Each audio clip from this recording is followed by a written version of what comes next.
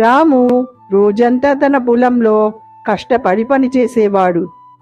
కానీ అతడు తన పంటకి నీరు పెట్టాలంటే ఊరి చివరన ఉన్న చెరువు వద్ద నుండి తన భుజం పైన 2 బకెట్లను పెట్టుకొని నీటిని తేవలసి ఉండేది. అది రాముకి చాలా కష్టంగా ఉండేది. కానీ ఎంత కష్టాన్నైనా ఓర్చుకొని రాము నీటిని తెచ్చేవాడు. అయితే రాము ఇంటి పక్కనే గోపి అనే వ్యక్తి ఉండేవాడు. అతడికి ఒక కిరాణం షాపు ఉంది.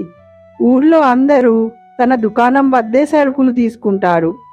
అలా గోపి తన వ్యాపారం నడుపుతుండేవాడు. అయితే గోపికి పొలాల వద్ద ఒక బావి ఉంది. కానీ గోపి ఆ బావి వాడే కాదు. అలా ఒకరోజు రాము పంటకి నీటిని అందిస్తున్న సమయంలో గోపి అక్కడకు వస్తాడు. వచ్చి రాగానే ఇలా అంటాడు, రాము, నువ్వు ఇంక నీటి కోసం ఇంత కష్టపడనక్కర్లేదు. నా వద్ద ఉన్న బావిని నీకు అమ్మేస్తాను. ఎలాగూ నాకు కిరాణం షాపు ఉంది కాబట్టి నాకు బావి అవసరం లేదు. ఏంటి గోపి అన్నా, నువ్వు చెప్పేది నిజమా? నీ బావిని నాకు అమ్మేస్తావా? అలా అయితే ఆ బావిని ఎంతకు అమ్ముతావు? హాయ్, ఎంత రాము, నువ్వు నాకు బాగా తెలిసిన వాడివి కాబట్టి 100 నాణాలకు ఇస్తాను.